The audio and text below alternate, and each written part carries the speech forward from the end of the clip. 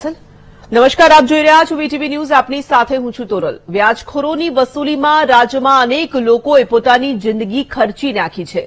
વ્યાજે રૂપિયા આપનારા લોકો પોતાની મૂળ રકમ ઉપરાંત વ્યાજ અને ત્યાર પછી પણ કેટલાક કિસ્સામાં કરાતી પઠાણી ઉઘરાણી લોકોને આત્મહત્યા કરવા માટે મજબૂર કરી દે છે. રાજકોટના જે કિસ્સાની વાત કરીએ તો વ્યાજે લેનારી વ્યક્તિ વ્યાજ ન આપી શકી તો વ્યાજખોરોએ તેમની પત્ની સાથે વારંવાર દુષ્કર્મ આચરીને વસૂલી કરી. જ્યારે પીડિતાએ ન્યાય માટે પોલીસને કહ્યું તો શરૂઆતમાં પોલીસે વ્યાજખોરોના કોલર પકડવાને બદલે પીડિતાને પરેશાન કરી. અંતે કોર્ટના દરવાજા ખખડાવ્યા ત્યારે પોલીસે પોતાની ફરજ બજાવી. વ્યાજખોરોની હેરાનગતિ અને વસૂલીના આવા અનેક કિસ્સા છે. અહીં એ લોકોને પણ ચેતવાની જરૂર છે જે આંખો બંધ કરીને રૂપિયા વ્યાજે લેવા માટે દોડે છે, અને એ લોકોને પણ ડરવાની જરૂર છે કે રકમ અને વ્યાજ પરના હક સિવાયનો ત્રાસ જરા પણ વ્યાજબી નથી. વ્યાજની વસૂલીમાં કોઈની જિંદગી છીનવવાનો હક કોઈને નથી. આજે જ રાજકોટમાં આપણા રાજ્યના ગૃહમંત્રી હર્ષ સંઘવીએ ખાસ ટકોર કરી છે કે સૌરાષ્ટ્ર જ નહીં પણ રાજ્યમાં ક્યાંય પણ વ્યાજખોરો સામે કડક કાર્યવાહી થઈને જ રહેશે. ગુજરાતની જનતાને અન્યાય નહીં થાય. હવે સવાલ એ છે કે ગૃહ રાજ્યમંત્રીની ચેતવણીની વ્યાજખોરો ઉપર અસર થશે? ગુજરાત વ્યાજખોરીથી સંપૂર્ણ મુક્ત આખરે ક્યારે થશે? વ્યાજે રૂપિયા લેવા એ વિષચક્ર છે એવું લોકો ક્યારે સમજશે? આ સહિતના અનેક સવાલો પર આજે કરીશું મહામંથન.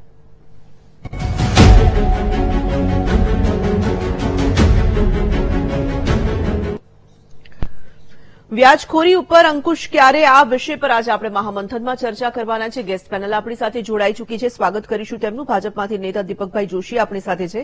કોંગ્રેસમાંથી નેતા નાગજીભાઈ દેસાઈ જોડાયા છે. એડવોકેટ સોનલ જોશી આપણી સાથે છે અને નિવૃત્ત ડીવાયએસપી સીપી દલાલ પણ જોડાઈ ગયા છે. આપ ચારેનું સ્વાગત કરીએ છીએ. શરૂઆત હું દલાલ સાહેબ આપનાથી કરવા માંગીશ. જે પ્રકારના કિસ્સાઓ આપણે હમણાંથી જોઈ રહ્યા છીએ અને ઘણા સમયથી આપણે જોઈ રહ્યા છીએ કે વ્યાજખોરોનો આતંક જે છે તે અટકવાનું નામ નથી લઈ રહ્યું. તેના કારણે અનેક પરિવારોને ભોગવવાનો વારો આવે છે. જોકે બંને પક્ષે સમજદારીની જરૂર છે, બંને પક્ષે ચર્ચા કરવાની જરૂર છે, પરંતુ વ્યાજખોરોનો જે આતંક છે તેને લઈને આખરે શું પગલાં ભરી શકાય? આજે હર્ષ સંઘવીનું નિવેદન પણ સામે આવ્યું કે આ રીતના જે લોકો છે તેઓને છોડવામાં નહીં આવે, પરંતુ શું એ કરી શકાશે ખરું? નમસ્તે તોરલબેન. પ્રથમ તો વીટીવી ન્યૂઝને આ એક સામાજિક સળગતા પ્રશ્નને હાથ ઉપર લેવા માટે હું ખૂબ ખૂબ અભિનંદન આપું છું. આપનો જે મુખ્ય સવાલ છે કે વ્યાજખોરોને કઈ રીતે ડામી શકાય, કાયદાકીય રીતે તો બધી જોગવાઈઓ છે. મની લેન્ડિંગ એક્ટ મુજબ જ્યારે કોઈ પણ વ્યક્તિ લાયસન્સ વગર કોઈ પણ વ્યક્તિને ધિરાણ કરે તો એ મની લેન્ડિંગ એક્ટ મુજબ ગુનો બને છે. પણ આ પ્રશ્નને માત્ર કાયદો અને જરૂરિયાત કરતા એક સામાજિક રીતે પણ સમજવાની જરૂર છે. જ્યારે કોઈ પણ વ્યક્તિ પાસેથી તમામ રસ્તાઓ બંધ થઈ જાય, એને પોતાની પાસે કોઈ એવું દાગીના ન હોય, કોઈ પ્રોપર્ટી ન હોય કે જેના ઉપર એ બેંક દ્વારા અથવા તો ધિરાણ આપતી સંસ્થાઓ દ્વારા, કોઓપરેટિવ સોસાયટીઓ દ્વારા ધિરાણ લઈ શકે અને પોતાની જરૂરિયાત પૂરી કરે, એવું જ્યારે એના માટે શક્ય ન બને ત્યારે એને ફરજિયાત પોતાની જે કંઈ પ્રકારની જરૂરિયાતો હોય, સામાજિક હોય, આર્થિક હોય, મેડિકલ જરૂરિયાતો હોય, એના માટે જે ઓફ ધી રેકોર્ડ વ્યાજે પૈસા આપે છે એવા વ્યાજખોરો પાસે જવું પડે છે. અને આ વ્યાજખોરો માત્ર નિયમ મુજબનું નહીં, પણ આપ પણ જાણો છો અને સમાજમાં બધાને ખ્યાલ છે કે 5% શરૂ કરીને 10% સુધી વ્યાજે પૈસા આપે છે. એટલે કોઈ વ્યક્તિ 1 લાખ રૂપિયા પોતાની જરૂરિયાત મુજબ રહે તો પહેલા જ આપતી વખતે સીધા 10%ના હિસાબે 10,000 રૂપિયા એ કાપી લે છે એક મહિનાના એડવાન્સમાં. અને જરૂરિયાત જેની છે એને કયો પ્રશ્ન છે એ એને પોતે ખરેખર સમજવાની જરૂર છે. આજે કોઈ પણ તમે સમાજના વર્ગને જુઓ તો દરેક સમાજની અંદર સારા વ્યક્તિઓ છે, સંસ્થાઓ છે, એનજીઓસ છે. એટલે જેની જરૂરિયાત હોય એને પોતાની પાસે જયારે કોઈ આધાર ન હોય તો એણે વ્યાજખોરો પાસે જતા પહેલા આવી સંસ્થાઓ પાસે જવું જોઈએ, પોતાના પરિચિત માણસો પાસે જવું જોઈએ અને પોતાની જરૂરિયાત ને મહત્વ મારી દ્રષ્ટિએ એક જ છે કે મેડિકલની તાત્કાલિક જરૂરિયાત સિવાય કોઈ દિવસ વ્યાજે પૈસા બને ત્યાં સુધી મોજશોખ માટે કે અન્ય કોઈ કામ માટે નહીં લેવા જોઈએ.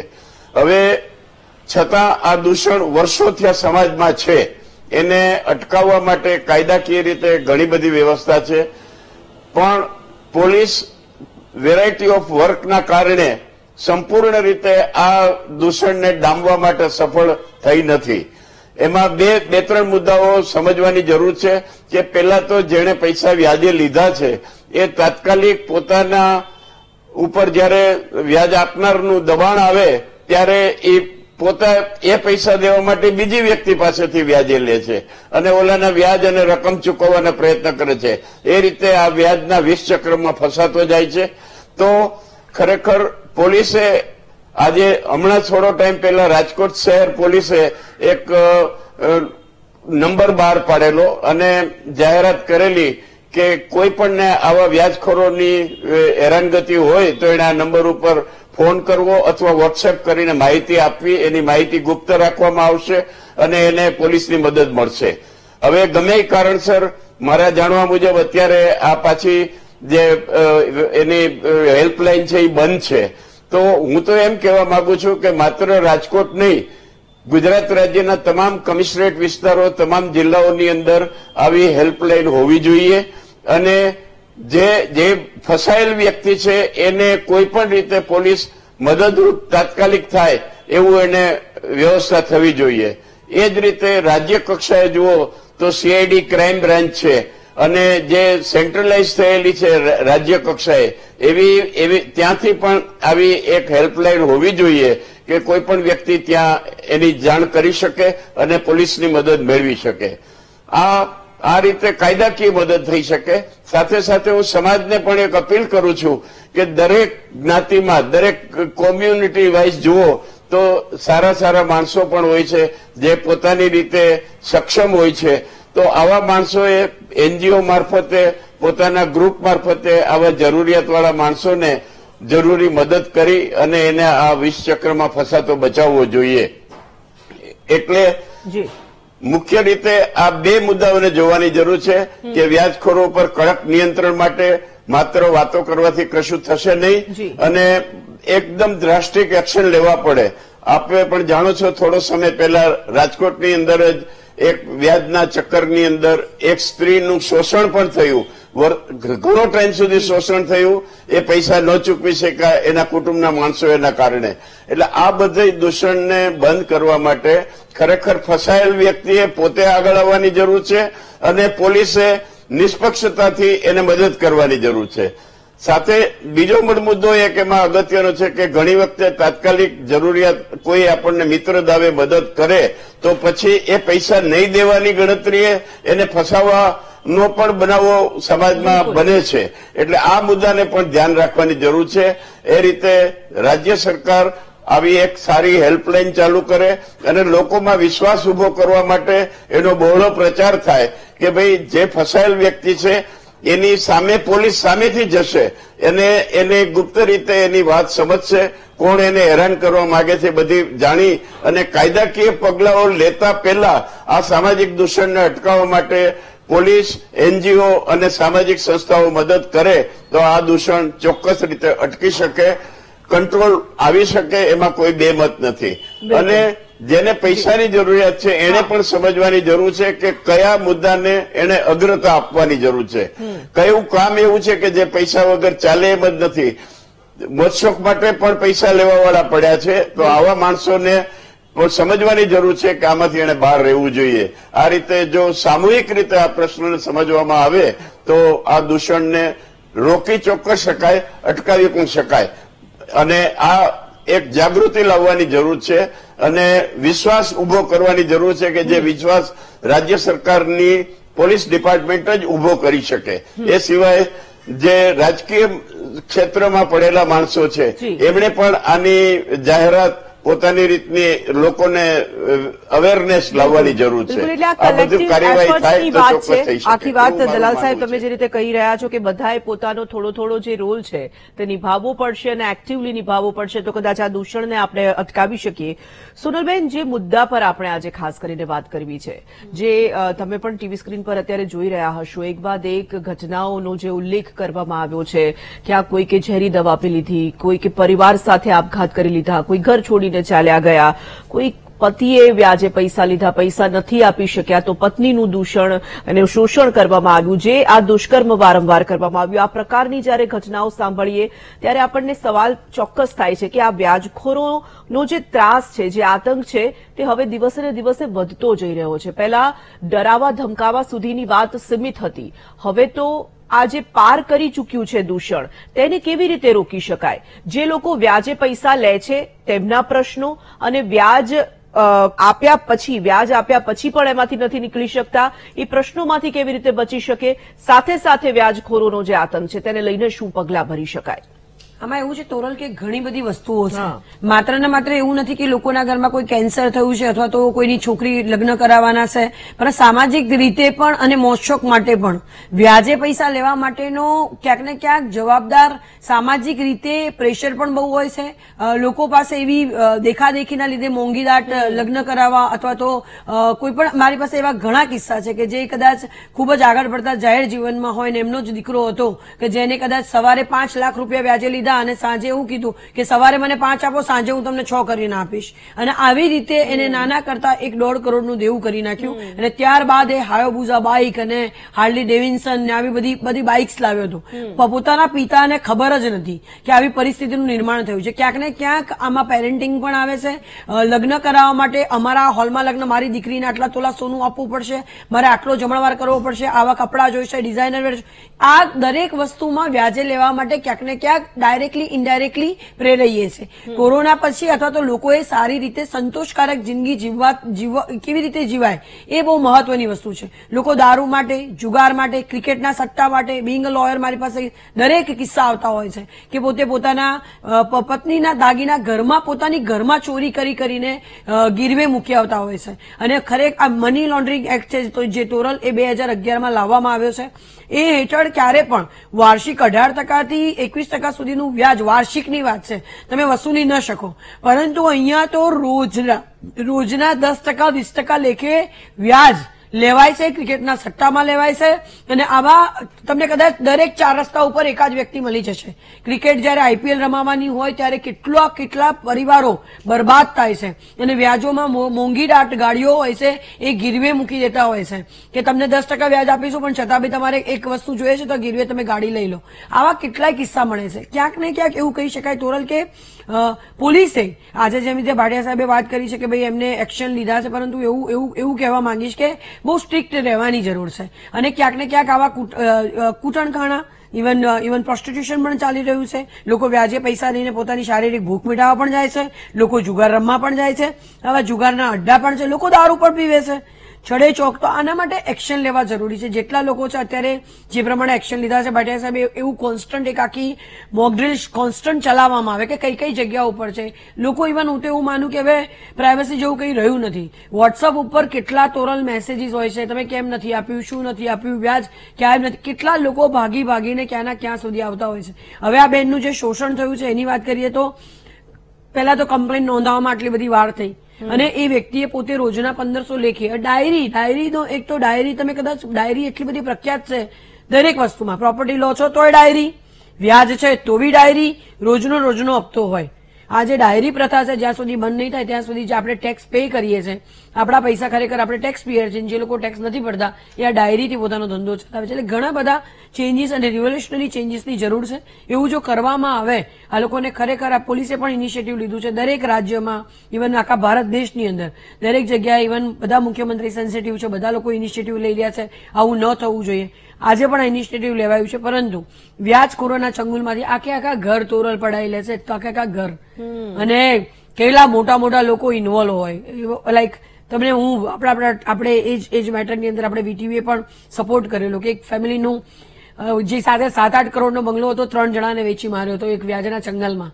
લોકોએ લેવા માટે 3 જણા એક સાથે એ બંગલો લેવા માટે ત્યાં આગળ કબજો લેવા માટે જાહેર જગ્યા ઉપર મોંઘી દાટ એમ કે હાઈ પ્રોફાઇલ સોસાયટીની અંદરથી 6 ટ્રક સામાન 2.5-3 કલાકની અંદર ભરીને પાસ થયા છે. જે સોસાયટીમાં દરેક જે પરિવાર જે વ્યક્તિ રહે છે તોરલ એ 200 કરોડથી નીચેનો આસામી નતો છતાં પણ કઈ જ નતા કરી શક્યા.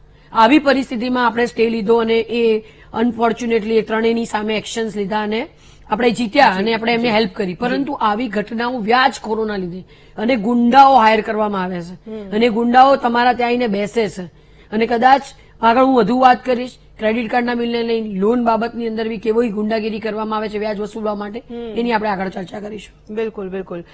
નાગજીભાઈ, આ મુદ્દો સામાજિક છે, સાચી વાત છે, પણ એમાં મને લાગે છે કે રાજકીય પણ કોઈક પરિબળો એવા કામ કરી રહ્યા છે. આખરે આ દૂષણ આટલી હદે ફૂલ્યું ફાલ્યું છે તેના પાછળના કારણો તમે શું જોઈ રહ્યા છો? તેને રોકવા માટે તો આપણે આગળ ચર્ચા કરવી જ છે, પરંતુ આ જે કારણો અત્યારે ઉભા થયા છે, જે અત્યારે આપણને ચર્ચા કરવા માટે મજબૂર કરી રહ્યા છે, એની પાછળના કયા એવા પાસાઓ તમે જવાબદાર ગણી રહ્યા છો?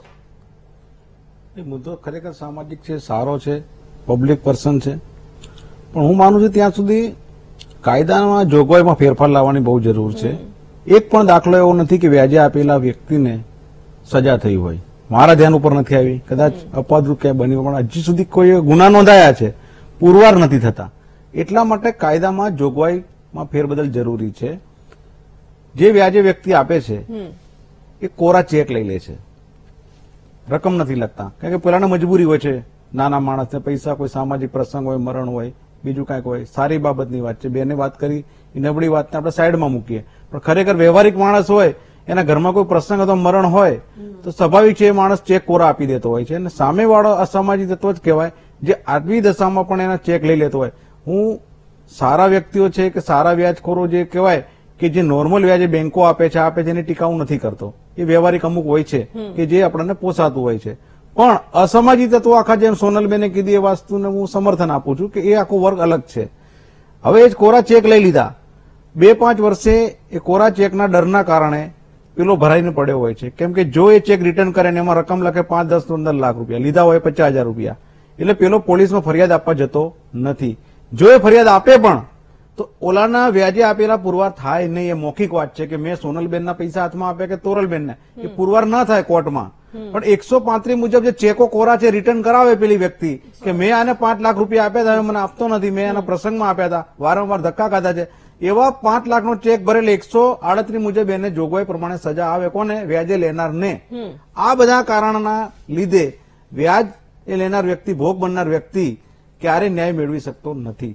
એટલે પેલા તો કાયદામાં જોગવાઈ લાવવી પડે કે ભાઈ જે કોરા ચેક લે છે અને ફરિયાદી જયારે આવે છે ત્યારે એના બે કહેવાય છે મારી પર બી ફરિયાદ દાખલ થવાની છે.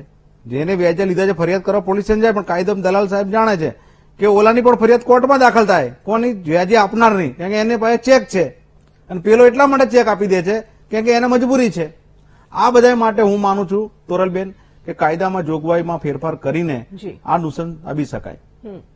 આ તમે જે ચેકની વાત કરી રહ્યા છો, કેટલીય જગ્યાએ તો એવું હોય છે કે ઓળખીતા પાળખીતા લોકો પાસેથી જ વ્યાજ લેવામાં આવતું હોય છે, વ્યાજે પૈસા લેવામાં આવતા હોય છે. તેમાં ક્યાંય કોઈ લખાણ હોતું નથી કેવી રીતે પૈસા લેવાના છે, કેટલું વ્યાજ ગણાવવાનું છે, કોઈ નીતિ નિયમો તેમાં લાગુ પડતા નથી. નક્કી કર્યા હોય 2%, 5%, 10% કે 15%, અને ચક્રવૃદ્ધિ વ્યાજ ક્યારે લાગુ કરી દેવાય કશું જ ખબર નથી, અને માણસને પછી પૈસા ચૂકવ્યા સિવાય કોઈ ઓપ્શન રહેતો નથી. આવા કિસ્સામાં પણ તમે કહો છો કે કાયદાની કોઈક એવી જોગવાઈઓ હોવી જોઈએ કે જેમાં આપણે તેનો કોઈક રસ્તો કાઢી શકીએ. દીપકભાઈ, હર્ષ સંઘવી કહી રહ્યા છે વ્યાજખોરોને નહીં છોડવામાં આવે, તેઓ કહી રહ્યા છે કે આ પ્રકારના જ્યાં જ્યાં લોકો હશે ત્યાં કડક એક્શન લેવામાં આવશે. ઘણા લાંબા સમયથી આ પ્રશ્નો ચાલે છે, ઘણા લાંબા સમયથી તમારી સરકાર પણ છે, ફરી એક વખત આ મુદ્દો સામે આવ્યો છે. તમને એવું લાગે છે કે કંઈક એવો ફેરફાર આ વખતે કરશો કે જેનાથી આ પ્રકારનું જે દૂષણ સતત વધી રહ્યું છે તેને રોકી શકાશે? પ્રયત્ન તો પૂરેપૂરો કરવો જોઈએ, કારણ કે આ બાબત એવી છે બેન કે કોઈ જાહેરમાં કોઈ આ વસ્તુ કરતા નથી. જેની જરૂરિયાત છે એ 2 જણા ભેગા થાય છે અને 2 જણા પોતપોતાની રીતે, કારણ કે લેનારો પણ એટલા માટે લે છે આ લોકો પાસેથી કારણ કે એને કોઈ પુરાવા ના આપવા પડે. બેંક ધારો કે બેંકમાંથી કોઈ પણ વ્યાજે લેતા હોય તો એને પુરાવા આપવા પડે, એટલે બે જણા પોતપોતાનું છુપાવતા હોય છે અને જ્યારે આવી પરિસ્થિતિ ઉભી થાય છે ત્યારે સામે આવતું હોય છે. સ્વાભાવિક વાત છે કે આ જે પ્રવૃત્તિ ચાલી રહી છે અસામાજિક તત્વની જ કહી શકીએ આપણે, પૂરેપૂરું અસામાજિક તત્વ કહી શકીએ. જો પકડાય તો ખરેખર જે નાગજીભાઈ કીધું હું તો કહું કે પાછા લગાડવી જ જોઈએ, કારણ કે એન્ટી સોશિયલ એક્ટિવિટી જ છે એક પ્રકારની સ્વાભાવિકપણે. પણ જે આ 20 ચક્ર જે ચાલ્યું છે એની અંદર બહુ ગંભીર બાબત એ છે કે આ જે માથાભારે તત્વો છે ને એ જ લગભગ આ વ્યાજખોરોની આ પદ્ધતિમાં પડતા હોય છે. અને એની સાથે ક્યારેક ક્યારેક એવું પણ કિસ્સા બને છે કે પોલીસની પણ સાઠગાંઠ એ લોકો કરી નાખતા હોય છે. પણ આમ જોવા જઈએ તો નેશનલાઇઝ બેંક પણ જયારે ક્રેડિટ કાર્ડ આપે છે ને પછી એના કોઈ પૈસા બાકી હોય છે તો હું માનું છું ત્યાં સુધી એમાં પણ પ્રાઇવેટ આવા લોકો માણસોને રોકીને જ આ લોકો વસૂલી કરે છે. એમાં પણ ઘણા આપણી પાસે કિસ્સા એવા આવ્યા છે. એટલે જરૂરી નથી કે અસામાજિક તત્વો જ આમાં છે. બેંકો પણ નેશનલાઇઝ બેંકો પણ આ પ્રવૃત્તિ કરે છે રિકવરી માટે. હકીકતમાં આ નૈતિકતાનું ધોરણ જોવા જઈએ તો બહુ નીચું ગયું છે. આ ન થવું જોઈએ, કારણ કે માણસ જયારે જરૂરિયાત હોય છે, તમે કાયદેસર રીતે જયારે આરબીઆઈ કે કોઈ કે જે ફિક્સ કરેલું છે બધા પાસાને સામે રાખીને વ્યાજનો દર ફિક્સ કરેલો છે.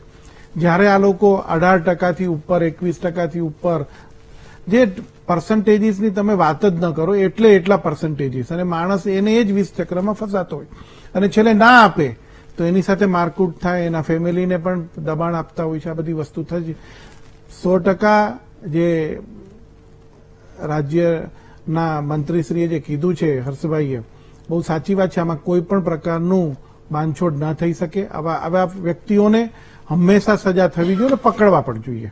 આની અંદર દલાલ સાહેબે કીધું ને સોનલબેને પણ જે કીધું કે આના મલ્ટીપલ્સ છે, આના મલ્ટીપલ રીઝન્સ છે, એક નથી. એટલે દરેકના કારણો શોધીને, પણ ખાસ કરીને જે સમાજની જે આ પ્રક્રિયા છે, સામાજિક રીતે જે આગેવાનો છે એમણે પણ પોતાના સમાજને પકડ લઈને ચાલવું જોઈએ, કારણ કે સૌથી પહેલો આ જે પ્રોબ્લેમ છે નડે છે આપણને સામાજિક પ્રક્રિયાથી. આ સામાજિક જે કહી શકીએ એ આપણને નડી રહ્યો છે. એટલે કહેવાનો મતલબ કે આવા તત્વોને ક્યારે પણ સાખી ન લેવા જોઈએ, એમાં કોઈ શંકાને સ્થાન નથી. સરકાર એ બાબતની અંદર, અને વાત સાચી છે દલાલ સાહેબની કે જો પોલીસ થોડી કઠોર થાય તો સ્વાભાવિકપણે છે આને આપણે કોર્નર કરી શકીએ. પણ સંપૂર્ણ નાબૂદી તો હું માનું છું ત્યાં સુધી લેનારા અને આપનારા બેવની ઇન્ફોર્મેશન આવે તો સ્વાભાવિક વાત છે કે આને રેરે રાગીભાઈ જે કીધું એ કે એમની પાસે પુરાવાના પણ ઘણી વખત એટલા બધા એ હોય છે કે જે કોર્ટ સુધી પહોંચે છે તો છૂટી જાય છે. ખરેખર રેર એન્ડ રેર કેસની અંદર પણ બનાવીને એક ઉદાહરણ આપવું જોઈએ જેથી કરીને આ પ્રવૃત્તિ થતી અટકી જાય અને બંધ થઈ જાય. દલાલ સાહેબ, પોલીસનો આ જે મામલો છે એમાં આખરે શું રોલ હોઈ શકે? શું પોલીસ આમાં કઈ રીતે સક્રિય થઈ શકે છે? આ દૂષણને ડામવા માટે પોલીસની મદદ આપણે કેવી રીતે લઈ શકીએ છીએ? જે રીતે હર્ષ સંઘવીએ કહ્યું છે કે કોઈને છોડવામાં નહીં આવે, પરંતુ પોલીસનો રોલ આમાં કઈ જગ્યાએ નક્કી થાય છે? કેવી રીતે મદદ લઈ શકાય? જી તોરલબેન, પોલીસ મદદ એ જ રીતે કરી શકે કે પેલા તો પોલીસ પાસે વાત આવવી જોઈએ. જો પોલીસ પાસે ભોગ બનનાર ફરિયાદ જ કરવા ના જાય અથવા એને જાણ ન કરે તો પોલીસ એમાં કઈ એક્શન લઈ શકતી નથી. એટલે જે હર્ષ સંઘવી સાહેબે કીધું અને મેં પણ અગાઉ કીધું કે એક હેલ્પલાઇન જિલ્લા કક્ષાએ તમામ જિલ્લાઓ, તમામ કમિશનરેટ અને રાજ્ય કક્ષાએ હોવી જોઈએ કે કોઈ પણ ભોગ બનનાર અચકાયા વગર એ હેલ્પલાઇન ઉપર પોતાની ફરિયાદ વાત કરીને અથવા વોટ્સએપના માધ્યમથી, અત્યારે તો સોશિયલ મીડિયામાં ઘણા બધા ઉપાયો છે, જે પોતે ડર ન રાખે અને આપે તો પોલીસે જ્યારે એને ખબર પડે ત્યારે જે ઘણા આપણે એ પણ જાણીએ છીએ, એક પોલીસ ઓફિસર તરીકે હું સ્વીકારું પણ છું કે પોલીસ આ એક્શન લેવામાં ઘણીવાર ઊણી ઉતરે છે. એ પોલીસે નહીં કરવું જોઈએ. આને એક ગંભીર ગુનો ગણી અને જેવી આવી ફરિયાદ ક્યારે પણ મળે તો તાત્કાલિક એ વ્યાજખોરની સામે કડક રીતે પગલાં લેશે તો એનો સમાજમાં એનો અવાજ જશે તો પણ બીજા અટકી જશે. એટલે મેઇન વસ્તુ તો એક જ છે કે પેલા ભોગ બનનારે આગળ આવી અને પોલીસ પાસે જવું જોઈએ અને એ ભોગ બનનારની હિંમત આપવા માટે જે તે સમાજના, એની કોમ્યુનિટીના, એના કુટુંબીઓએ એને મદદ કરવી જોઈએ કે ભાઈ તું ગભરાજે નહીં, અમે તારી સાથે છીએ. 5-7 જણા સાથે જઈ અને પોલીસ અધિકારી પાસે રજૂઆત કરે તો ચોક્કસ એને હિંમત પણ આવે અને પોલીસને એક્શન લેવાની તાત્કાલિક ફરજ પડે. પ્રશ્ન એક જ છે કે તાત્કાલિક આ દૂષણમાંથી બહાર આવવા માટે ભોગ બનનારે પોલીસ પાસે જવું જોઈએ અને પોલીસે તાત્કાલિક એક્શન લેવા જોઈએ, તો જ આ અટકી શકે. પણ ભાઈએ વાત કરી એ સાવ સાચી છે કે જયારે લેનાર અને આપનાર બે જરૂરિયાત વાળી વાત છે, લેનારને વધારે જરૂરિયાત છે, આપનારને એનો એક બહુ મોટું વ્યાજ એક એને આવકનું સાધન ગણો કે એના માટે થઈને આપે છે અને લેનારની મજબૂરી છે. એટલે આ દૂષણ સંપૂર્ણ રીતે તો નાબૂદ થવાનું નથી, પણ લોકો આ જાગૃત થાય અને આ રીતે જો એક્શન લેવાય તો પોલીસ ચોક્કસ આમાં સફળ થઈ શકે અને લોકોને આ દૂષણમાંથી બહાર લાવી શકાય. અને સૌથી અગત્યનો મુદ્દો એ છે કે વ્યાજે લેનારે પોતાની જરૂરિયાત નક્કી કરવાની જરૂર છે. બેને વાત કરી એ મુજબ જુગાર રમવા, દારૂ પીવા કે ખોટા કામો કરવા માટે તમે વ્યાજે પૈસા લ્યો તો તમે ભોગ બનો, એમાં તમને કોઈ મદદ પણ ન કરવી જોઈએ. હું તો એટલે સુધી કહેવા માંગુ છું. પણ તમારી બિલકુલ જરૂરિયાતની બાબતમાં બીજા કોઈ સોર્સથી પૈસા મળે એમ ન હોય તો તમે વ્યાજે લેવા જાઓ તો તમે ત્યાં સુધી એ વાતને આગળ વધારો અને પોતાની જરૂરિયાતને પોતાના સમાજના, પોતાના કુટુંબને જાણ કરી અને પોલીસને તાત્કાલિક આ ચક્રમાંથી બહાર લાવવા માટે જાણ કરો અને પોલીસે ઇમિડિયેટ એક્શન લેવું જોઈએ. અને આમાં તો સોશિયલ દૂષણ જ છે એટલે પાસા સુધીની પણ એમાં કાયદાકીય રીતે પગલાં લઈ શકાય. ભાઈએ વાત કરી સાચી છે કે આ કેસ ફરિયાદો થાય છે પણ સજાઓ થતી નથી. હવે સજા માટે આમાં ઘણા બધા મુદ્દાઓ કામ કરે છે, એટલે કાયદાકીય પ્રક્રિયાને ઝડપી બનાવવા માટે અને પારદર્શક બનાવવા માટે રાજ્ય સરકારે આ કાયદાનો ફરીથી અભ્યાસ કરી અને કાયદાના નિષ્ણાતોની એક કમિટી જેવું બનાવી અને આ કાયદાને કઈ રીતે વધારે અસરકારક બનાવી શકાય તે પણ જોવાની જરૂર છે. સોનલબેન, આર્થિક જે આજકાલ દેખાદેખીનું આખું એક ચલણ છે, એક માહોલ જે રીતે બનતો જઈ રહ્યો છે, એ પણ એક કારણ આમાં શું જવાબદાર છે કે આ પ્રકારની ઘટનાઓ, આ પ્રકારના દૂષણો હવે વધતા જાય છે? કારણ કે આર્થિક દેખાદેખી જે જ્યારે કહેવાય કે વ્યવહારો સાચવવામાં, તમે શરૂઆતમાં જે વાત કરી કે વ્યવહારો સાચવવામાં માણસે પોતાની જે ક્ષમતા છે તેનાથી વધારે ખર્ચ કરવો હોય છે ને એટલા માટે એની પાસે બીજો કોઈ ઓપ્શન ન રહેતા તે વ્યાજે પૈસા લેવાનું પસંદ કરતા હોય છે. પરંતુ લોકોની આમાં જાગૃતિ જ્યારે આવશે કે આ વિષચક્ર છે, આમાં એકવાર જો ગયા તો પછી તમે એમાં ઊંડા ઉતરતા જ જશો ને એનું જે નુકસાન છે એટલું બધું મોટું થઈ જાય છે કે તેમાંથી પછી નીકળવું ખૂબ મુશ્કેલ બની જાય છે. આ સમજણ લાવવા માટે શું થઈ શકે? પહેલાનો એક સમય હતો કે જ્યારે પૈસાનો વ્યવહાર જે હતો, દાણા આપતા અને એમની જે વસ્તુઓની જરૂરિયાતની જે વસ્તુઓ હતી એ લેતા, એ સમય પસાર થઈ ગયો. પરંતુ હવે જે સમય આવી ગયો છે, ગીરવે મૂકવા માટે પણ માણસ પાસે કશું નથી, છતાં વ્યાજે પૈસા લઈ આવે છે. આમાં 100% એવી વાત છે. ઘણી વખત એવું પણ કહેવાય કે અમારી પાસે ઘણા કિસ્સા એવા પણ આવતા હોય છે, તોરલ, કે કર્કશ પત્ની હોય કે જેની પોતાની જરૂરિયાતો બહુ હોય, હાઈફાઈ રીતે બાળકોને મોંઘી સ્કૂલમાં ભણાવવા હોય, અથવા તો તમે ગમે તે રીતે લઈ આવો, તમે બીમાર હતા, આ મહિને પગાર ટૂંકા હોય, ટૂંકા પગારની અંદર પૂરું કરવું, અચાનક કોઈ બીમારી આવી છે અને એ બીમારી વખતે ઓપરેશન કરાવવાનું છે અથવા તો ક્યાંક જવું છે અને કદાચ તમને નવાઈ લાગશે, લોકો વ્યાજે પૈસા લઈને હનીમૂન પર જાય છે, દેખાદેખી માટે, વેકેશન ગાળવા માટે જાય છે અને ક્યાંક ને ક્યાંક ઇવન દાગીના આપવામાં આવે અથવા તો મોંઘીદાટ ગિફ્ટ આપવામાં આવતી હોય છે. કોઈ નવા જે યંગ બાળકો છે, આમાં યુવાધન બહુ વેડફાઈ રહ્યું છે કે જે પોતાની ગર્લફ્રેન્ડને ખુશ રાખવા માટે, પોતાને સારું, એને સારું લાગે એના માટે મોંઘી ગિફ્ટ આપતા હોય છે. કદાચ આ એટલો સેન્સિટિવ ઇસ્યુ છે, લોકો સમજે કે જે વસ્તુ કોઈ માંગણી કરે છે અથવા તો તમે જે મોંઘી વ્યાજે લઈને તમે કોઈને આપો છો એ વસ્તુ કરીને તમે તમારા ફેમિલી માટે તમે એક ભય અને એક ખતરો ઉભો કરી રહ્યા છો. એના કારણે તમારું પરિવાર ભવિષ્યમાં એ વ્યાજખોર તમારા ઘરે આવશે, તમારી ઇજ્જત બૂમો પાડશે, ઇજ્જત ઉતારવાની કોશિશ કરશે, બહાર આવીને બૂમો પડો, સામાજિક રીતે બદનામી કરવી. આના કારણે લોકો પ્રેશરમાં આવતા હોય છે અને આવું જે અઘટિત કૃત્ય આ વ્યક્તિએ જે કર્યું છે કે શારીરિક શોષણ કર્યું છે એ તો એક્સ્ટ્રીમ લેવલ પર છે. બીજી વાત એ પણ કહીશ કે તોરલ, આમાં સીઆરપીસી હેઠળ પાસા અને ટાડા હેઠળ એ લોકોની વિરુદ્ધમાં કાર્યવાહી કરી શકાય. સીઆરપીસી 110G મુજબ કાર્યવાહી કરી શકાતી હોય છે. આવા જે વ્યક્તિઓ એને તડીપાર કરવામાં આવતા હોય છે. બીજું કે પોલીસને એવી સ્પેશિયલ ગાઈડલાઈન આપવામાં આવી છે કે જેટલા મની લેન્ડર્સ છે કે જેમની પાસે લીગલ લાયસન્સ છે, એ લીગલ લાયસન્સ હેઠળ એ લોકો ધંધો કરી શકે અને એ હેઠળ એ જ જે નક્કી કરવામાં આવ્યું છે એ વ્યાજ ધોરણ ઉપર જ એ લોકો વ્યાજે પૈસા આપે. પરંતુ ખરેખર એવું નથી હોતું. પર્ટિક્યુલર કમ્યુનિટીના લોકો છે કે જે ખરેખર વ્યાજનો ધંધો કરે છે અને વ્યાજના ધંધાની અંદર એટલા જ અગ્રેસિવ થઈને એમના ઘરે જઈને ખાલી બાનાખતો કરાવી લેવા, લોકોના ઘર ખાલી કરાવી લેવા, દસ્તાવેજો કરાવી લેવા, ઓરિજિનલ કાગળિયા લઈ લેવા, ઇવન પાસપોર્ટ જમા લઈ લેવા. ઇવન અત્યારે તમને નવાઈ લાગશે કે મારી પાસે એક એવો પણ કિસ્સો છે કે પોતાના બાળકને કેનેડા મોકલવા માટે એમને વ્યાજે પૈસા લીધા હતા અને એ એજન્ટ પૈસા લઈને ફરાર થઈ ગયો. પેલો વ્યાજખોર હવે કે જે પૈસા આપો નહીંતર આ મકાન તમે મને અત્યારે લખી આપો. ઇવન રોજનું રોજ 10% લેખે પગાર તોરલ વ્યાજ આપ્યું છે 5 વર્ષ સુધી, છતાં પણ મૂડી માટે તો હેરાન કરે અને હજી વધારાનું વ્યાજ માંગતા હોય છે. 50,000 રૂપિયા માટે 5 લાખ રૂપિયા વ્યાજે ચૂકવેલા લોકો પણ મેં જોયા છે. એટલે આ જે સિસ્ટમ છે એ સિસ્ટમને બંધ કરવી અને કાયદાકીય રીતે મજબૂત કાયદો લાવવો કે જ્યારે કોઈ પણ વ્યક્તિને ખબર હોવી જોઈએ કે એની શાખ ખરાબ થશે.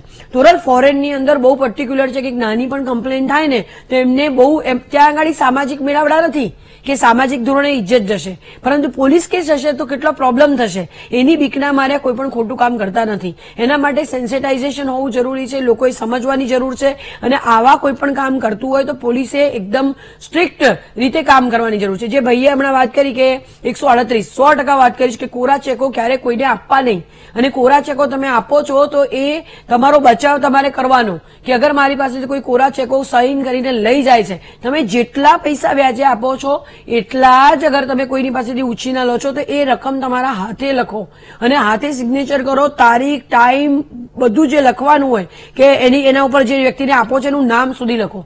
ઘણી વખત કોરા ચેકોના લીધે 138 અલગ અલગ જગ્યાએથી તોરલ કરાવવામાં આવે છે કે તમે લીધા હોય ખાલી 5 લાખ રૂપિયા અને કોરા ચેકો લીધા હોય 5, એની ઉપર સીધા 25 લાખ લખી દેવામાં આવે. જે વ્યક્તિ માંગે છે એ પોતે 2 ચેક નાખશે કે મેં એને 5 લાખ વ્હાઈટ આપ્યા છે અને 5 બ્લેક થી આપ્યા છે, ઉછીના લઈને દાગીના વેચી મારીને, અને બીજા અલગ અલગ જગ્યાએથી એના ફ્રેન્ડ બીજા બધા ફ્રેન્ડ કે જે ના ઓળખતા હોય, વ્યક્તિએ જોયો બી ના હોય, એના નામે કેસ કરાવે અને એ વ્યક્તિ જેને વ્યાજે લીધા એની પાસે મર્યા સિવાય કોઈ ઓપ્શન જ નથી રહેતો. કારણ કે 5 લાખના 25 લાખ ચૂકવવાના આવે એ વ્યક્તિ કેવી રીતે સહન કરી શકે? જે નાના માણસે 5 લાખ લેવા એના માટે એની ગજા બહારની વસ્તુ છે, છતાં પણ એ લીધું. આવા કેટલાય કિસ્સાઓ બનતા હોય છે અને કેટલાય લોકો મરી જતા હોય છે દરેક જગ્યા ઉપર. કદાચ અમે પણ નથી પહોંચતા, બિંગ એડવોકેટ કે સોશિયલ એક્ટિવિસ્ટ હું નથી પહોંચી શકતી, પરંતુ કેટલા લોકો રોજના રોજ મરી રહ્યા છે, કેટલા પરિવારો તૂટી રહ્યા છે, લોકોના ઘર તૂટી રહ્યા છે, હસબન્ડ વાઇફની વચ્ચે ઝઘડા થઈ રહ્યા છે, વાઇફને મેનેજ કરવા હસબન્ડને વ્યાજે પૈસા લઈ એને ખુશ રાખવા માટે ફર્નિચર વેસાયું, વોશિંગ મશીન લાવ્યો, બધું કર્યું. ત્યારે વાઇફ જતી રહેશે, પેલો વ્યાજવાળો ઘરે આવે છે, છતાં પણ એ તો ત્યાંનો ત્યાં જ ઉભું છે. આના લીધે બહુ જ કદાચ એવું લાગશે કે આ ટોપિક બહુ નાનો નથી. આના કારણે કરોડો લોકોના ઘર તૂટ્યા છે. પહેલા પણ ઇવન તમારા પહેલાની અગર સંસ્કૃતિમાં જવું ત્યારે પણ આ વસ્તુ ચાલતી આવતી હતી અને અત્યારે પણ એ પરિસ્થિતિમાંથી આપણે બહાર નીકળ્યા નથી. સુરભબેન, તમે જે વાત કરી છે એમાં એક બીજો મુદ્દો પણ હું એ ઉમેરવા માંગુ છું કે વ્યાજથી તમે તમારી પાસે કઈ પૈસાની જરૂર છે, તમે કોઈની પાસેથી 2%, 5%, 10% વ્યાજે પૈસા લઈ આવો છો, જરૂર પડે પૈસા પાછા આપો છો.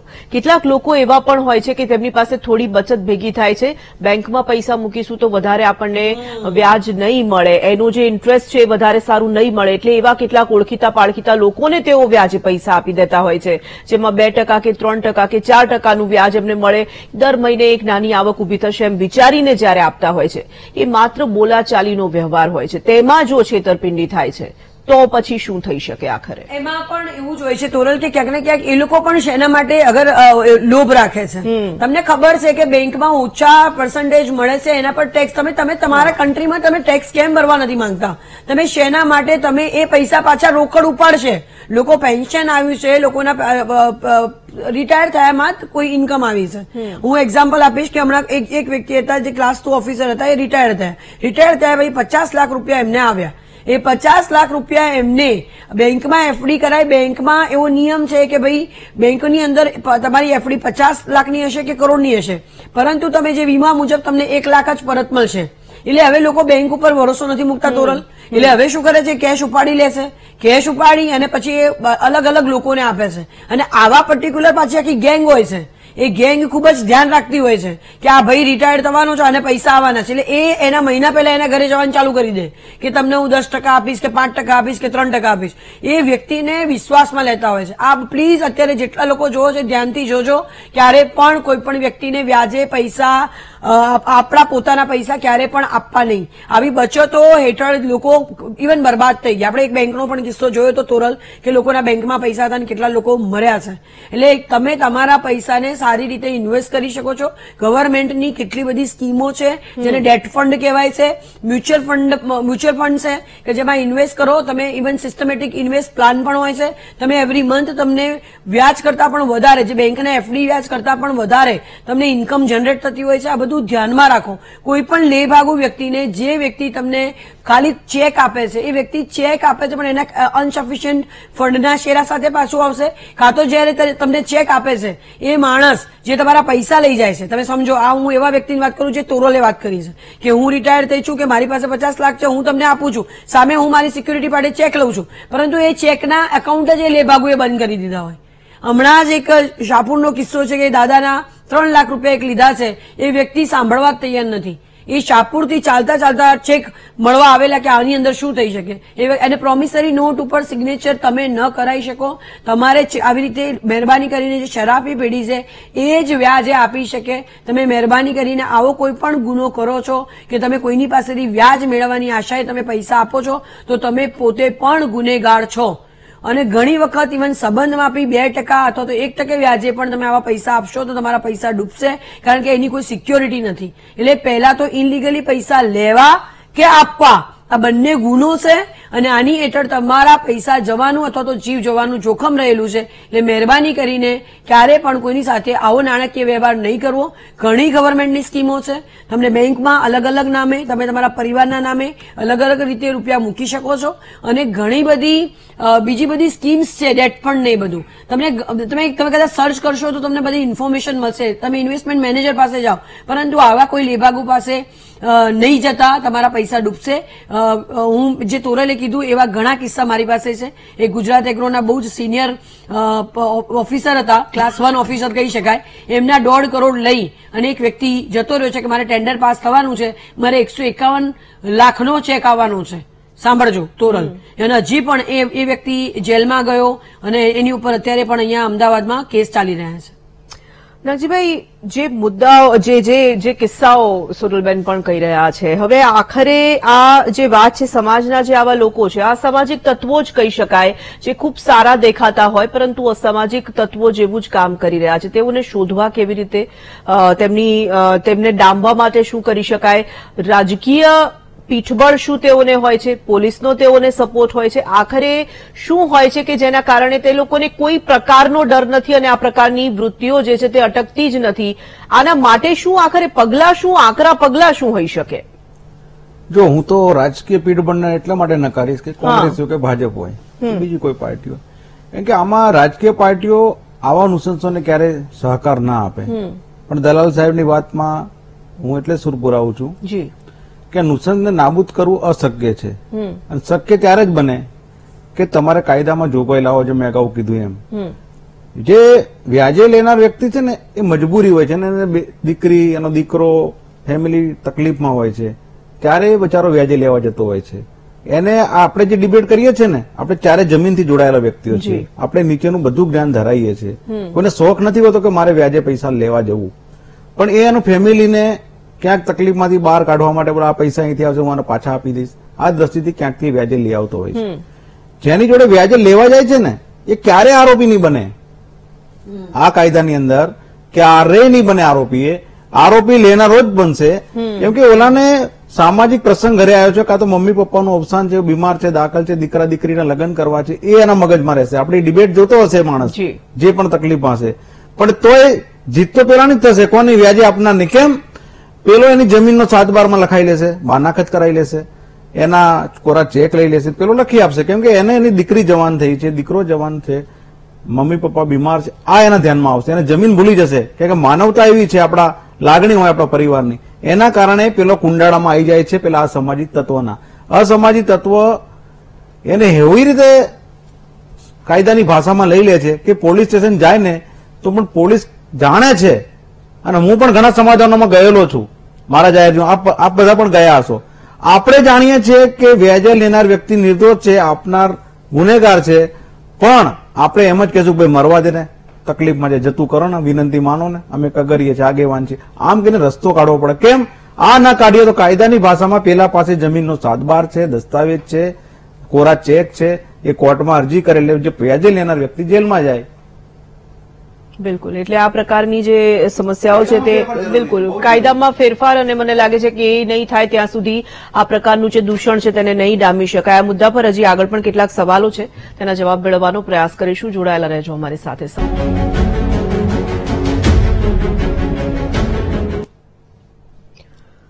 એક વાત પુનઃ સ્વાગત. વ્યાજખોરી પર અંકુશ ક્યારે, આ વિષય પર આજે આપણે મહામંથનમાં ચર્ચા કરી રહ્યા છીએ. દીપકભાઈ, આ મુદ્દા પર એટલા માટે આપણે વાત કરવી પડી રહી છે કારણ કે સતત આ પ્રકારની ઘટનાઓ હવે વધી રહી છે. સરકારે કોઈ એક્શન લેવું પડે, પોલીસે આગળ આવવું પડે. પોલીસ, જેમ કે એક કિસ્સો એવો આવ્યો હતો કે પોલીસ ફરિયાદ લેવા માટે તૈયાર નહોતી, એમાં પણ ખૂબ અડચણો આવી, ખૂબ પ્રયાસો કરવા પડ્યા, ત્યારે પોલીસ પણ આગળ આવી અને ફરિયાદ લીધી. શું કરી શકાય? નાગજીભાઈ જે રીતે કહી રહ્યા છે કે કાયદામાં ફેરફાર કરવા જોઈએ, આપણે વાતો તો કરીશું, પરંતુ ખરેખર આ દિશામાં કોઈ પગલાં ભરી શકાશે ખરા? આને રોકી શકાશે ખરું? કારણ કે જે લોકો હેરાન થઈ રહ્યા છે એ લોકોનું શું આખરે? રોકી શકાય કે ન શકાય, આપણે પ્રયત્ન તો પૂરેપૂરા કરવા પડશે, એમાં કોઈ શંકાને નથી. પણ બીજી એક વાત છે, એમણે જે વાતચીત કરી કે કોઈ પણ રાજકીય પક્ષ ને આમાં કોઈને એવો ઇન્ટરેસ્ટ ન હોય કે આવા માણસો ફૂલ્યા ફાલ્યા બને, કોઈને પણ ન હોય. કારણ એટલા માટે છે કે આવી પરિસ્થિતિ સર્જાય ને કોઈ પણ રાજકીય માણસને આ પસંદ નથી. અને આમાં તમે જોયું હશે કે કોઈ પણ રાજકીય પક્ષના માણસોનો હાથ નહીં આવે. હા, સૌથી પહેલો જે છે કે જ્યાં કોઈ કંટ્રોલ લઈ શકે એવો જે આસ્પેક્ટ આવતો હોય તો સરકાર અને પોલીસ ખાતું આવે છે, સ્વાભાવિકપણે છે. પણ એ ક્યારે કે તમારા સુધી પહોંચે ત્યારે. આમાં જે વાતચીત થાય છે બે પ્રકારની છે. મેં પહેલા કીધું કે જે તમે સોનલબેને જે સવાલ કર્યો એની અંદરની વાતચીત કરો કે એક એવી વ્યક્તિ છે કે જે નજીકની છે અને એની પાસેથી લોભામણી વાતચીતો કરી, એટલે સિસ્ટમેટિક ચીટિંગ વાળી વાતચીત કરીએ આપણે કે એને આપવા નથી, પહેલેથી માનસિકતા સાથે તૈયાર હોય. એ કોઈક એવી વ્યક્તિને પકડે કે જેથી કરીને કોઈ નબળો હોય પણ એની પાસે પૈસા આવ્યા હોય. હવે એની પાસેથી પૈસા લઈ લે, પછી શું કરે? થોડા દિવસ ટલ્લે ચડાવે, પછી જો થાય તો ચેક આપી દે.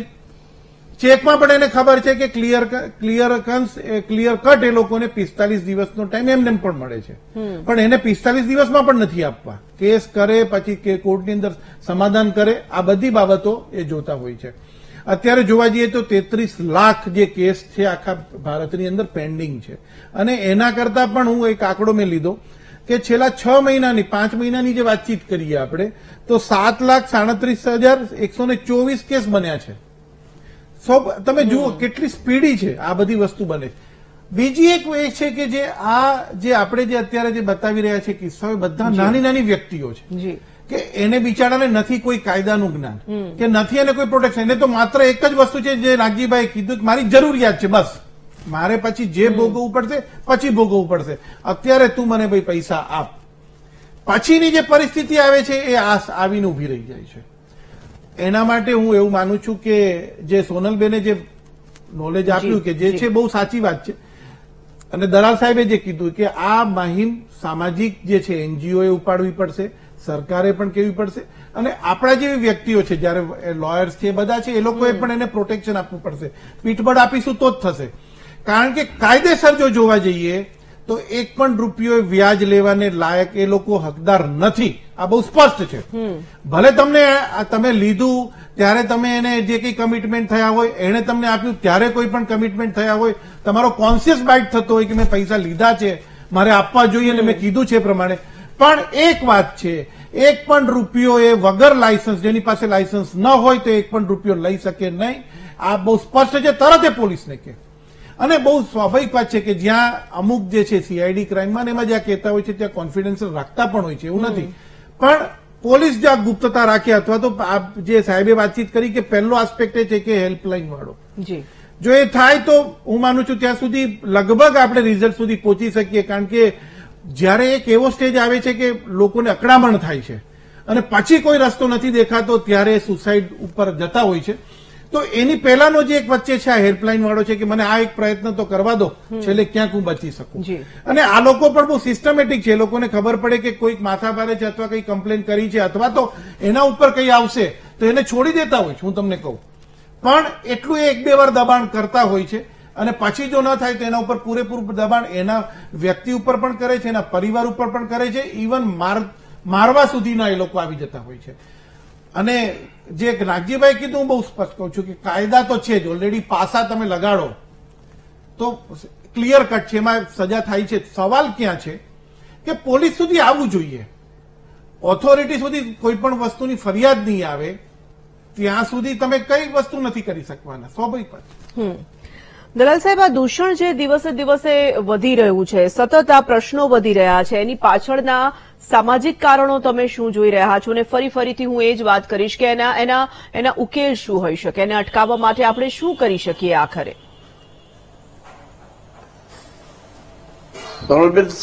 સામાજિક કારણો ઘણા બધા છે, પણ મેં અગાઉ કહ્યું એ રીતે કયું સામાજિક કારણ મહત્વનું છે એ વ્યક્તિએ નક્કી કરવાનું છે. મારા કુટુંબમાં કોઈને મેડિકલ જરૂરિયાત ઉભી થાય અને મારી પાસે કોઈ વિકલ્પ ન હોય એને પેલું પ્રેફરન્સ આપવું તો ત્યાં સુધી બરાબર છે. પણ સામાજિક પ્રસંગો જેવા કે લગ્ન, મરણ, ફરવા જવું, બાળકોનું એજ્યુકેશન, આ બધા સામાજિક પ્રશ્નો ચોક્કસ છે. પણ એ પ્રશ્ન માટે વ્યાજખોરના ચક્કરમાં આવવું એ વ્યક્તિએ પોતે જ સમજવાની જરૂર છે. અને એને માટે એણે પોતે જો ખ્યાલ રાખી અને આમાંથી દૂર રહેવા પ્રયત્ન કરે તો જ એ આવી શકે.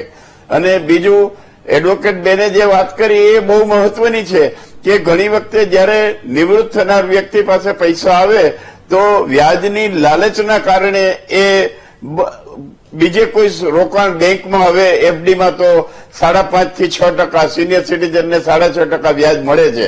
તો વધુ વ્યાજની લાલચમાં પણ જે માણસો ફસાય છે એને પણ આ સમજવાની જરૂર છે. એટલે બંને રીતે બને છે. વધુ વ્યાજમાં ફસાવાની લાલચના કારણે હું 2% વ્યાજે આપું ને મારી પાસેથી 2% લેનાર બીજાને 4% આપે. આ આખું સર્કલ તોડવા માટે આનું એક એજ્યુકેશનની વધારે જરૂર છે. એજ્યુકેશન ઇન ધ સેન્સ એનો બહુ બહોળો પ્રચાર થાય અને લોકોમાં જાગૃતિ આવે કે ભાઈ તમારી જરૂરિયાતને પ્રાયોરિટી તમે સમજીને આપો. અને સાથે સાથે એને એવું એક વાતાવરણ સમાજમાં ઉભું થવું જોઈએ કે મને મારી જરૂર પડે તો હું પહેલા મારા કુટુંબી પાસે જાઉં અને એમાંથી મને જો રાહત મળી જાય તો મારે પેલો એનો સહારો લેવો જોઈએ. અને એને માટે દરેક સમાજની અંદર એવા સક્ષમ વ્યક્તિઓ હોય જ છે કે જે પોતાની સાથે જોડાયેલા કુટુંબના માણસોને, સમાજના માણસોને મદદ કરી શકે. તો એવી વ્યક્તિનું સંગઠન એનજીઓ ટાઈપનું હોય કે સોશિયલી સંગઠન હોય, એને પણ આમાં આગળ આવવું પડશે. અને વ્યાજ લેનાર વ્યક્તિએ પણ પોતાની પ્રાયોરિટી નક્કી કરવી પડશે. તો જ આ દૂષણ થોડુંક અટકશે. બરાબર સમજવાની જરૂર છે. આ કદી નસ્ત નાબૂદ થઈ શકે એવું માનવાની કોઈ જરૂર નથી.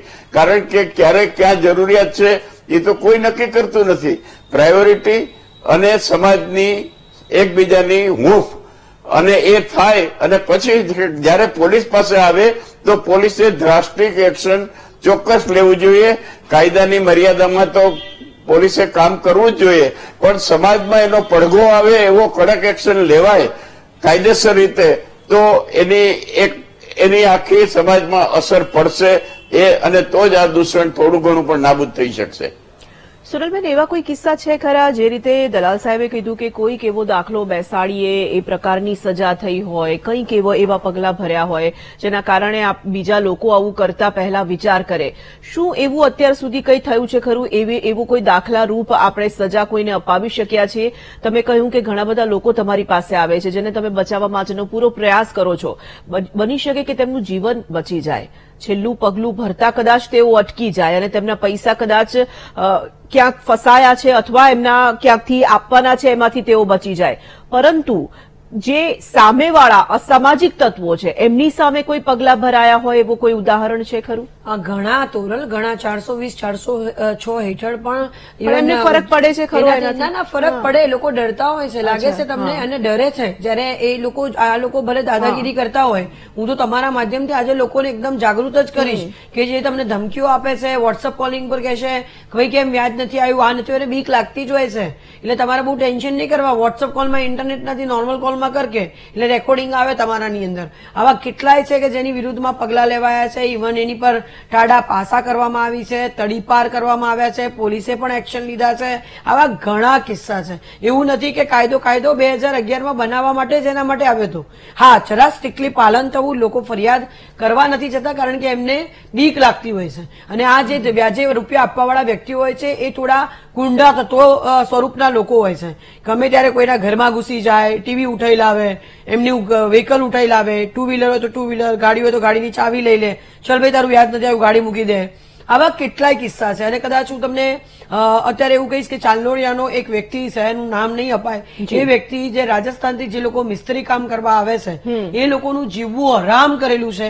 અને એ ભાઈ પોતે દવા પી ગયા હતા અને એમના વાઇફ મારા ઘરે આવ્યા હતા અને કેટલી બધી માથાકૂટ કરી હતી. મેં એ પાછા રાજસ્થાન મેં એમને મૂકી દીધા. વ્યાજની રકમ ખાલી 3,50,000ની સામે એમને 10 લાખ વ્યાજ ચૂક્યું. છતાં પણ પેલો માણસ ધડલ લેતી રસ્તા વચ્ચે રોકી દે, ચલાય તારા ખિસ્સામાં કેટલા પૈસા છે, આટલી દાદાગીરી. અને એ વ્યક્તિ એટલો બધો માથા ભારે છે. પર્ટિક્યુલર આવા લોકોને જ એને પોતાના ટાર્ગેટ બનાયેલા છે કે જે લોકો રાજસ્થાનથી કામગીરી કરવા માટે આવ્યા હોય, મિસ્ત્રી કામ કરતા હોય અને એના ઉપર એટલો બધો કેર છે વ્યક્તિનો અને દાદાગીરી કરી રહ્યો છે. આવા કેટલાય લોકો છે.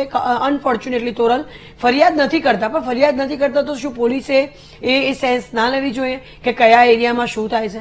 કદાચ એવું લાગે કે કેમ આપણે 138ની અગર નવી કોર્ટની રચના કરી તોરલ, સાયબર એક્ટ આપણે નવો લાયા, નવા ગુના બની રહ્યા છે, તો પોલીસમાં પણ એ પ્રમાણે ભરતી કરવામાં આવે, એવા લોકોને ઇન્વેસ્ટિગેશન તરીકે લોકોને રાખવામાં આવે અને એ લોકો જે લોકલ ઇવન એનજીઓને સાથે રાખવામાં આવે, એ લોકોને ટ્રેનિંગ આપવામાં આવે કે એરિયા વાઇઝ આવા કેવા ગુંડા તત્વો છે, કયા પ્રકારનું કામ કરે છે. અગર આવું કરીએ તો આપણો ભારત દેશ કદાચ એવું કહી શકાય કે એને આપણે સારો બનાવી શકીએ અને લોકો સારું જીવન જીવી શકે. કારણ કે આ જે દૂષણ કરી રહ્યા છે એમના રેકોર્ડિંગ અથવા એમની પર વોચ રાખવામાં આવે અને એનાથી આપણને ઘણો ફાયદો થઈ શકે. મન હોય ને તો માળવે જવાય તોરણ. બિલકુલ, ઘણી બધી વસ્તુઓ કરીએ તો કદાચ આમાંથી બચી શકે. બિલકુલ, એટલે આ કલેક્ટિવ એફર્ટ્સની જે હું વારંવાર કહી રહી છું કે વાત છે, તમામ લોકોએ પોતાની જે જવાબદારી છે તે સમજવાની જરૂર છે. આ ચર્ચાને અટકાવીએ છીએ. આપ ચારેનો ખૂબ ખૂબ આભાર અમારી સાથે ચર્ચામાં જોડાવા માટે. પોલ કર્યો તો અમે, લોકો શું કહી રહ્યા છે, જે દર્શકો જોડાયા હતા તેઓનું શું મત છે, કાયદા જો કડક બનાવવામાં આવે તો 69%, 69% લોકો કહી રહ્યા છે કે કાયદામાં ફેરફાર કરવામાં આવે, કાયદા પર જો ફેરફાર કરીને સખત કાયદા બનાવવામાં આવે તો આ જે દૂષણ છે તેને અટકાવી શકાય છે. વ્યાજખોરી પર અંકુશ ક્યારે, તે સૌથી મોટો સવાલ આજના સમયનો છે. સમાજ માટે આ સળગતો પ્રશ્ન છે, પરંતુ આ પ્રશ્નમાંથી ત્યારે જ નીકળી શકાશે જ્યારે તમામ લોકો સમજશે. વ્યાજ લેનાર પણ, વ્યાજે આપનાર પણ જો જવાબદારી સમજે છે તો કદાચ આ દૂષણને આપણે અટકાવી શકીશું. આજની ચર્ચામાં બસ આટલું જ. રજા લઉં છું. નમસ્કાર.